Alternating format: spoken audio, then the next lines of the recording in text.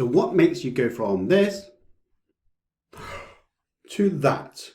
Well, typically when you've just done your tax return and you realize how much tax you have to pay by the 31st of January.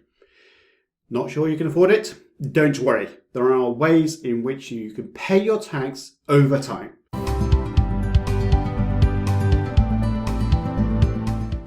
Hi everyone, my name is Simon Misiewicz from Optimise Accountants. I'm here to grow your wealth whilst reducing your tax liability.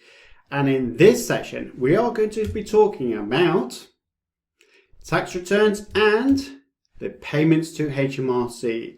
So ultimately, you will have to pay tax to HMRC for the liability you have on the 31st of January. Now, typically what I want to do is just cover off the basics with you. We know that the tax year end starts on the 6th of April and ends on the 5th of April. And then you have up to the 31st of January to do your tax return and submit that to HMRC. You should, technically speaking, for me, is do that earlier so you could do some more effective tax planning.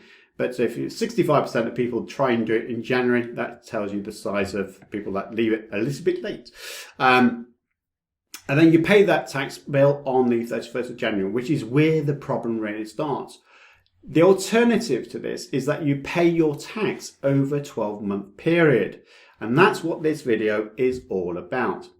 Now, when you do your tax return, you'll realize how much tax you've got to pay, and then you're probably scrambling around of looking at through bank accounts and credit cards in order to pay that tax liability, which can be very, very stressful.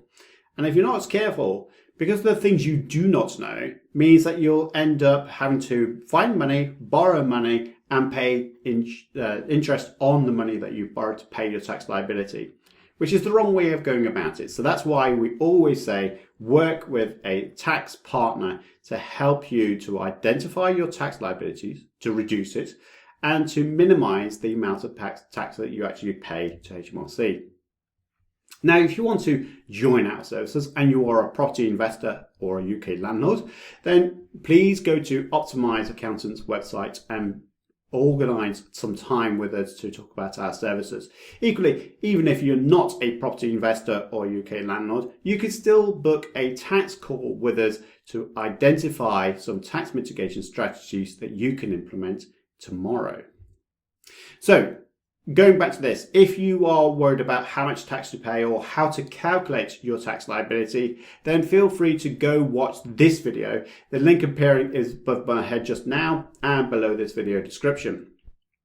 Equally, if you're worried about filing your tax return after the 31st of January or paying your tax liability after the 31st of January, then you need to be aware that there are penalties in doing that.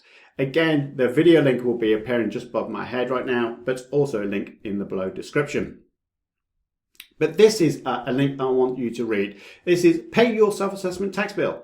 And in some of the sections that you'll see there, it says Pay in Installments. So the link will be below this video description. So go check that out today or as soon as you can, really, to minimize your tax liabilities or payments of it.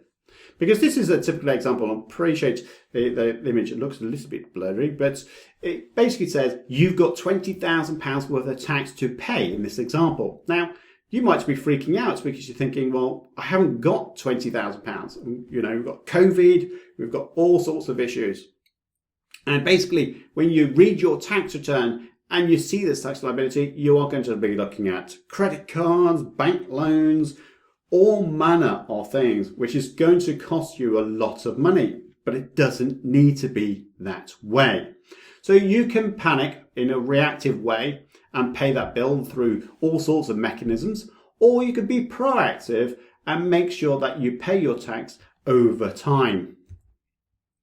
So what are the key dates to get this done? Well, you can, on your system, our HMRC system, there is a tick that you can put into a box, but you need to do that by the 31st of December. If you do it by the 31st of December, then that will be automatically done in terms of the payments spread over a period of a year. And HMRC will then give you that payments plan.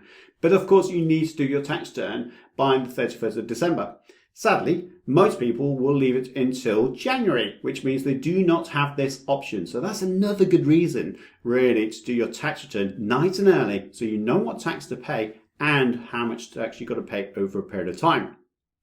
Failing that, you can also do this payments on account by the 31st of January. The reason why that is a key date is when you've got to do your tax return, so why not set up the payment plan at the same time? People do tend to forget things, don't they? When they do the tax return, wow, that strain is gone. So the payment account may be forgotten about and then have to pay the maximum amount of tax. The other good reason to do it by the 31st of January is to avoid penalties.